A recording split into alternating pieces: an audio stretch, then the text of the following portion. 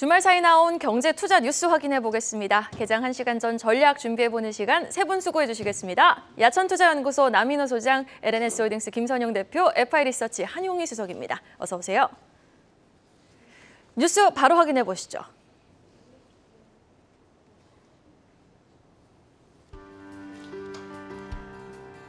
원희룡 국토교통부 장관이 내년까지 완전 자율주행차 레벨4 출시 기반을 완비하겠다고 밝혔습니다. 상장을 추진하는 K뱅크가 6일 증권신고서를 제출하지 않으면서 올해 초 IPO 일정을 연기할 가능성이 유력하게 제기되고 있습니다. 서울 옥션 인수를 추진했던 신세계백화점이 최근 전략을 바꿔 경매시장 직진출을 검토하고 있는 것으로 알려졌습니다. 삼성전자가 올해 EX1이라는 이름의 케어 로봇을 출시합니다. 시험용이 아니라 판매용 로봇을 내놓은 첫 사례입니다.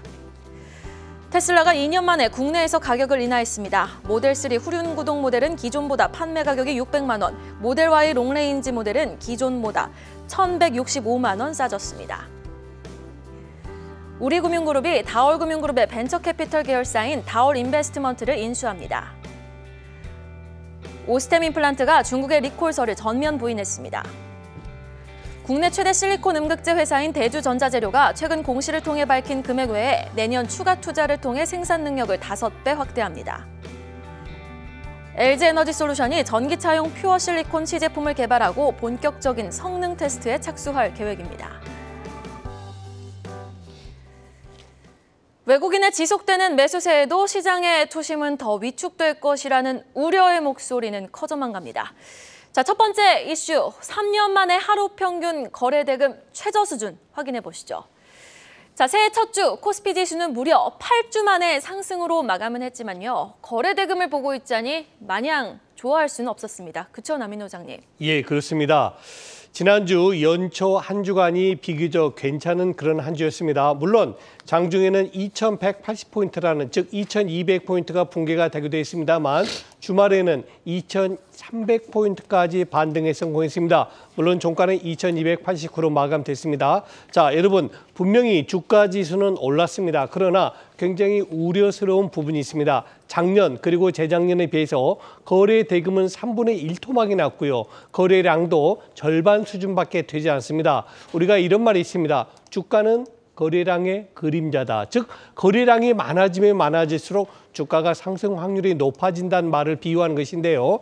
지난주에 비록 주가 지수는 올랐지만 가격은 올랐지만 그 본질적인 주식시장의 본질적인 힘이라고 할 수 있는 거래 대금 거래량은 굉장히 위축됐습니다. 그래서 당분간 새해에도 물론 상승에 대한 기대감은 그 어느 때보다도 높지만 본격적인 상승, 말 그대로 지금 2300포인트 갔다 해서 그걸 상승이라 그러면 안 되겠죠. 2400, 2500 이렇게 본격적으로 가는 데는 다소 시간이 걸릴 것을 예고하고 있습니다.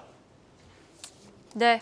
자, 일단은 거래 대금이 이렇게 반토막이 난 상황에서 우려감은 커져가는 상황입니다. 자, 그럼 이어서 주말 사이 나온 CES 말말말도 한번 확인해 보도록 할까요? 4분기 반도체 실적 부진에 영업이익이 지금 삼성전자가 69%나 급감을 했죠. 반도체 적자도 코앞에 둔 상황에서 한종희 부회장은 다시 한번 시설 투자 축소 계획 없다라고 강조를 했습니다. 그렇죠? 네, 맞습니다. 삼성전자를 비롯해서 이제 LG전자까지 이런 계획을 발표했는데요. 제가 항상 말씀드린 대로 남들 다 어렵다고 할 때 진짜 같이 어떤 투자를 줄이는지 아니면 오히려 그걸 역이용해서 투자를 늘리는지 이 기업이 나중에 상황이 괜찮아졌을 때는 분명히 시장 점유율을 굉장히 크게 가져갔었던 경험이 굉장히 많기 때문에 이런 부분만 체크해 보시면 좋을 것 같고요. 삼성전자와 함께 LG전자에서도 멘트가 나왔습니다. LG전자의 이제 조주환 CEO가 올해 IT 업황 악화에도 불구하고 이제 기존 설비 투자 계획에 대해서 변경이 없다라는 것을 거의 선언을 했습니다. 지난 6일 날 라스베가스에서 열리고 있는 CES 2023에서 취임 후에 첫 기자 간담회에서 이런 멘트를 했는데요. 이는 삼성전자와 마찬가지로 불황에도 미래 제조 리더십 확보를 위해서 투자를 지속하겠다는 그런 의지를 보였습니다. 올해 초에 조사장 같은 경우는 적극적 설비 투자는 물론이고 자동차 전장이나 TV 플랫폼이나 로봇 같은 새로운 사업의 다각화를 위해서 이제 각종 대외 위기에도 꾸준한 성장을 할 수 있는 회사를 만들기 위해서 체질을 개선하겠다는 그런 멘트를 했는데요.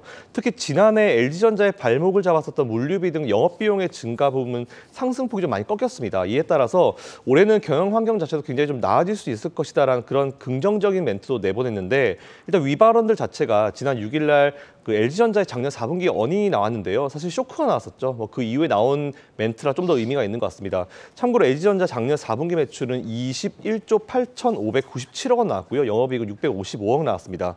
YOY로 영업이익이 91.2%나 급감을 했고요. 이는 당연히 물가와 금리 상승으로 인한 글로벌 경기 둔화 영향이 있다고 좀 보시면 될 것 같습니다.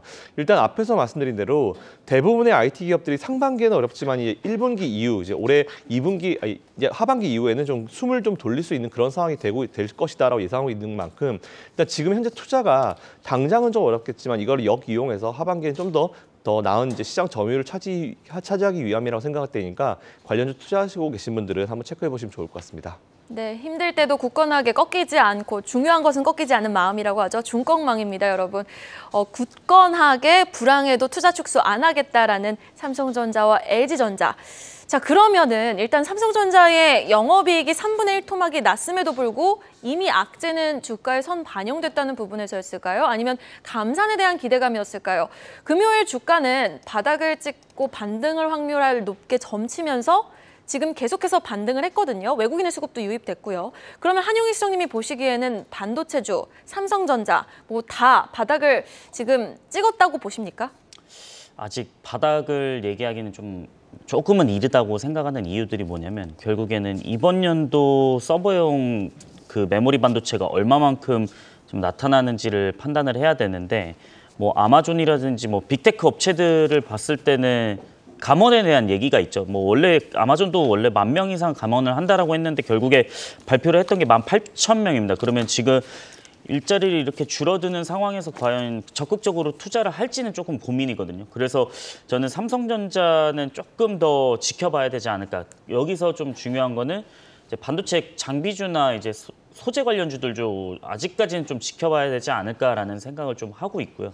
그렇기 때문에 반도체는 저는 이번 연도 그 상반기까지는 좀 지켜봐야 된다라는 생각을 하고 있기 때문에 지금 당장 투자하기에는 조금 이르다라는 말씀을 좀 드리고 싶고, 그다음에 LG전자 같은 경우에는 지금 실적을 봤을 때는 뭐 예상하는 거는 결국에는 연결 실적으로 반영되는 게 조금 중요하죠. 그렇기 때문에 저는 LG이노텍에서 좀 가장 많이 줄었을 것으로 좀 판단을 하고 있고요. 그다음에 중요한 거는 가전 쪽의 실적이 매우 안 좋았다라는 겁니다. 왜냐하면은 적자가 많이 발생을 하고 있고, 그다음에 물류비에 대한 얘기들도 한번 해주셨는데.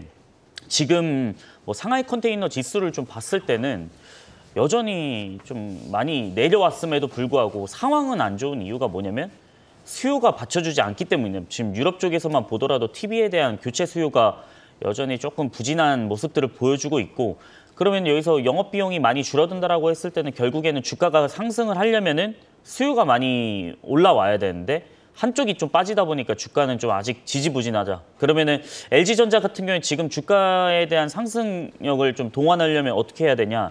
좀 애플카 이슈가 좀 나와야 될 것 같습니다. 왜 그러냐면은 지금 LG전자는 최근에도 이제 주가가 많이 움직였던 거는 애플카 이슈에 대한 기대감으로서 많이 움직였기 때문에 이 부분이 나오는 것을 보고 좀 판단을 해야 되지 않을까라는 생각을 좀 하고 있습니다.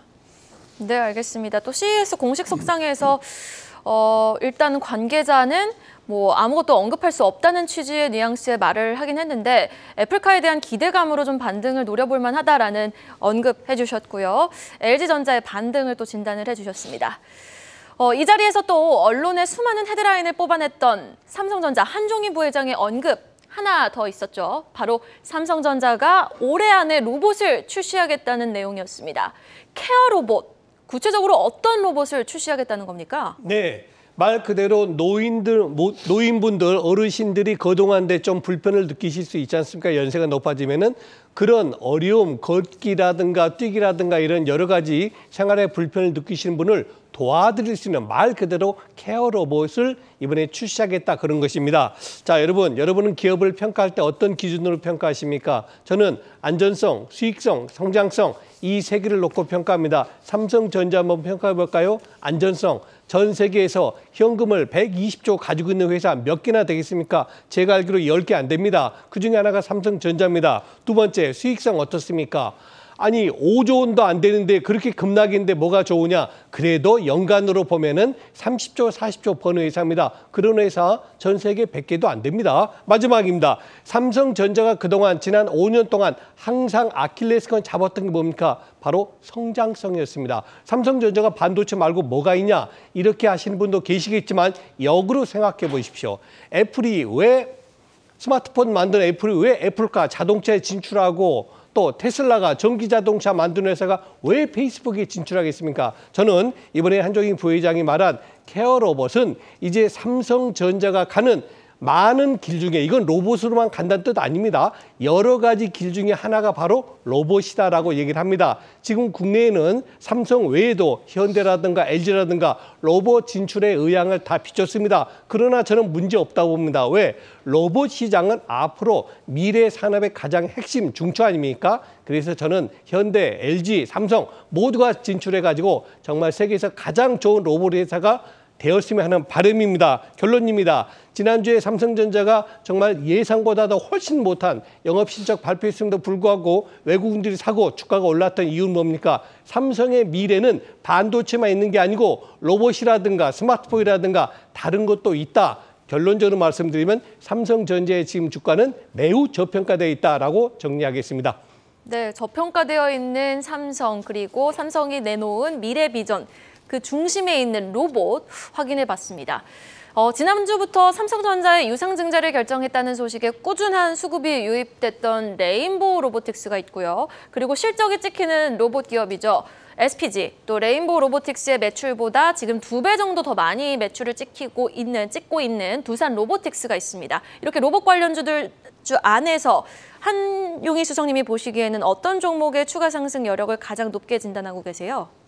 일단 저는 조금 실적이 나오는 종목들을 보셔야 된다라는 생각을 하고 있고요. 여기서 이제 중요한 거는 로봇 관련주들은 전체적으로 다 이제 테마를 형성하면서 이제 이슈가 계속 나올 겁니다. 그렇기 때문에 조금 주가 상승에 대한 기대감은 가져갈 수 있는데 여기서 어떤 업체가 좀 시장을 선도하느냐 이런 것에 따라 좀 다른데 지금 로봇은 크게는 좀 두 가지로 나누시면 될 것 같습니다. 협동 로봇하고 서비스 로봇인데 이제 서비스 로봇 같은 경우에는 뭐 여러 가지가 있죠. 뭐 우리가 흔히 하는 뭐 청소기, 로봇 청소기도 있고 아니면은 지금 출시하는 뭐 케어 로봇도 있고 여러 가지가 많은데 사실 이쪽 서비스 로봇 같은 경우에는 그 이익률이 워낙 경쟁이 치열하고 시장 진입 장벽도 워낙 좀 낮다 보니까 그 이익률이 조금은 낮습니다. 그런 것들을 생각을 하셔야 될 것 같고 그다음에 감속기 부분에서는 원래 일본에 하모닉 드라이브 시스템즈가 있죠. 근데 우리나라에서 이제 SPG가 있고 그다음에 그 협동 로봇에서는 원래 최강자는 이제 두산 로보틱스죠.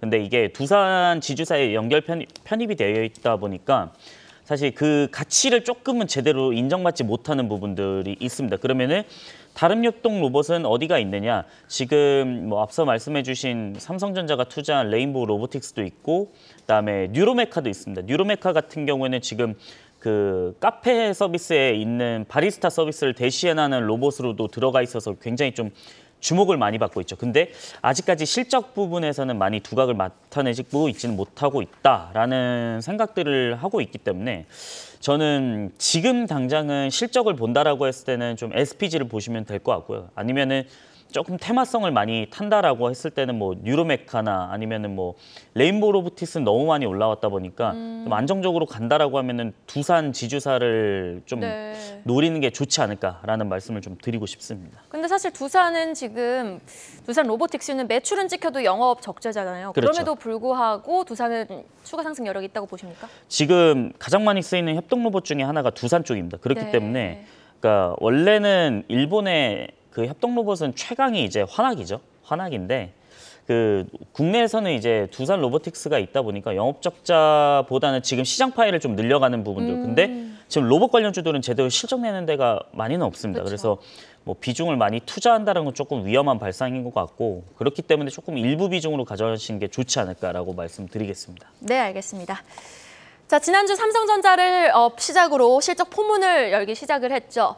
자, 25일에는요, 현지 시간 25일에는 테슬라가 또 실적을 발표합니다. 자, 김선영 대표님, 실적 부진을 겪고 있는 테슬라가 한국과 중국, 일본, 호주 등 아시아, 태평양 시장에서 전기차 가격을 또 일제 인하를 했어요. 어떤 내용입니까? 네, 일단 말씀하신 대로 테슬라가 국내에 판매 중인 전기차 가격을 최대 1,165만 원 정도 이제 인하하겠다는 그런 내용이 나왔습니다. 이는 국내 판매 가격이 최고치였던 게 제가 기억을 하기로는 작년 7월이었던 거 기억하는데요. 그때 당시 모델 3 같은 경우는 600만 원, 그리고 모델 Y는 1,000에서 1,165만 원 정도, 그리고 이제 이 정도로 싸진 금액이다라고 좀 보시면 될 것 같습니다. 이로써 모델 Y 같은 경우는 이제 9천만 원대로 내려왔고요. 그리고 모델 Y 롱레인지는 8,500만 원 미만으로 내려오면서 이제 작년 기준으로 전기차 보조금 50% 지급 대상에 복귀했다라는 부분 체크해 보시면 좋을 것 같습니다. 잘 아시는 대로 작년에 죄송합니다. 작년에 테슬라는 반도체 및 원자재 가격 인상으로 3차례 정도 가격을 정말 빠르게 올린 적이 있었습니다. 잘 아시는 대로 한 달에 2번씩 올린 적도 있었는데요. 전 세계적으로 수요가 높은 모델 3 롱레인지 같은 경우는 반년 새에 가격을 40%까지 올렸었던 경험이 좀 있었던 것 같습니다. 참고로 이제 현재 모델 3 롱레인지 같은 경우는 국내에서 주문 자체를 아예 안 받고 있는 그런 상황이고요. 일단 작년에 판매 실적 기대에 미치지 못하면서 이제 우리나라를 비롯해서 중국 주요 시장에서 이제 할인 정책을 펼치고 있다 이런 내용이 나오고 있는데, 사실 저는 그 기대치라는 것 자체를 우리가 좀 생각을 해볼 필요가 있을 것 같습니다. 일단 보시면은 YOY로 40%가 증가했습니다. 140만 대 이상인데 실제는 131만 대 팔았다 해서 9만 대 정도 덜 팔았다 해서 이게 악재성 이슈로 얘기를 하고 있는 것 같은데, 사실 테슬라를 봤을 때 예전부터 좀 많이 생각했던 거는 어쨌든 이제 테슬라는 라이벌이 그동안 사실 없었습니다. 그렇기 때문에 단독 질주였고요. 그래서 농담 삼아 이제 라이벌이 없으니까 자꾸 CEO가 딴 데 이제 이상한 데 신경 쓴다 이런 얘기까지 제가 드린 적이 있었는데요. 최근에 보시면 아시겠지만 많은 기업들이 전기차 기업들이 약진을 했습니다. 이에 따라서 사실 어떠한 산업이 발전을 하려고 하면은 한 기업이 혼자 치고 나가는 게 아니고요. 라이벌 기업들이 2-3개 이상 있어줘야지, 긴장감을 유지해야지만이 그 기술력이 발전이 되는 것 같은데, 예전과 2-3년 전과는 분명히 좀 다른 어떤 경향이 있습니다. 하지만 물론 아직까지 그 전기차의 강자는 테슬라이기 때문에 이걸 유지를 해나갈 수 있긴 하겠지만, 그렇다 하더라도 저는 지금 테슬라 주가가 꺾이는 게 물론 어떻게 생각하실지 모르겠지만 전기차 시장이 좀 더 발전할 수 있는 그런 어떠한 과정의 스텝에 하나에 있다고 생각합니다. 라이벌 기업들이 얼마나 또 세게 치고 나오는지, 물론 이제 소프트웨어나 데이터베이스 측면에서는 따라잡기 굉장히 좀 오래 걸리겠지만, 그렇다 하더라도 예전과는 좀 다른 면모를 보일 수 있으니까 이런 부분 체크해 보시면 좋을 것 같고요. 가격을 좀 떨궜다 하더라도 이미 많이 올렸기 때문에 그렇게 굉장히 싸진 수준은 아닙니다. 그렇다 하더라도 중국의 전기차 기업들이 많이 약진을 하고 있고 국내 현대차들도 굉장히 약진을 하고 있기 때문에 과거와는 조금 다른 어떤 시장의 면모가 좀 이어지고 있다는 부분 좀 보시면 될 것 같고요. 테슬라나 전기차 업종이 깨질 거라고는 보지 않고 있기 때문에 지금 조금 조정을 줄 때 여러분들이 한번 투자를 생각해 보셔도 좋겠다라는 말씀드리겠습니다. 네, 전기차 시장이 확장되는 하나의 과정에 있다라는 말씀으로 좀 또 정리를 해주셨는데요. 자, 일단은 가격을 인하했습니다. 2년 만에 지금 인하를 결정을 한 테슬라. 한영희 수석님, 테슬라 전기차 가격 인하와 연계해서 오늘 우리 국내 시장에서 좀 영향을 줄 수 있는 종목도 있을까요? 2차 전지 업체들 같은 경우에는 사실 인하 지난주 금요일 시장에서 조금 올랐다 보니까 어느 정도 좀 상승에 대한 부분들도 나타날 수 있을 것 같은데, 국내에서는 이제 어제 발생한 이제 화재 이슈가 있었죠. 이거를 안 짚고 넘어갈 수는 없을 것 같은데, 일단은 화재 이슈는 전기차는 계속 있었습니다.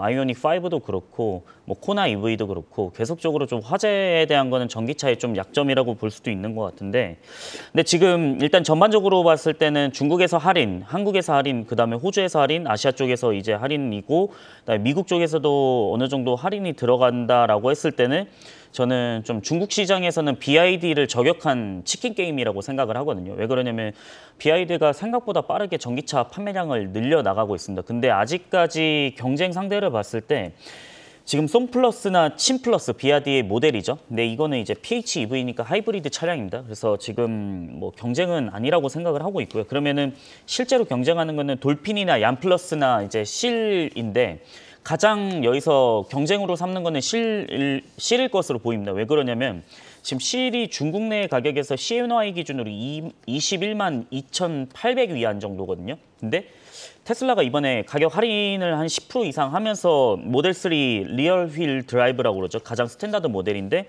이게 22만 9,900만 위안. 그러면은 가격이 어느 정도 정말 비슷해졌다라는 겁니다. 그렇기 때문에 저는 BYD는 여기서 가격 할인을 해버리는 순간 저는 영업적자로 돌아갔을 가능성이 좀 높다. 왜 그러냐면 제가 3분기 기준으로 그 BYD 그 손익계산서를 좀 파악을 해봤는데, 전체 영업이익이 한 3% 정도 납니다. 지금 전체 매출은 많이 나오더라도 영업이익이 3% 정도 나오는 수준에서는 가격 할인을 했을 때는 영업적자로 돌아설 가능성이 높다. 그러면은 그 테슬라 같은 경우는 3분기 영업이익이 얼마나 났느냐? 27% 정도 났습니다. 이게 오토모티브 쪽이죠. 근데 아직까지 할인에 대한 폭을 하더라도 치킨 게임을 걸 수 있는 좀 룸은 많이 남아있다라는 생각을 하고 있습니다. 그렇기 때문에 저는 비아디를 죽이고 테슬라가 중국 시장에서 좀 빠르게 전기차에 대한 좀 시장을 많이 가져가려는 전략이지 않을까라는 생각을 하고 있기 때문에 비아디가 여기서 가격 인상이나 가격 동결을 해버리는 순간 조금 시장 파이를 많이 뺏길 수 있다. 그러면 저는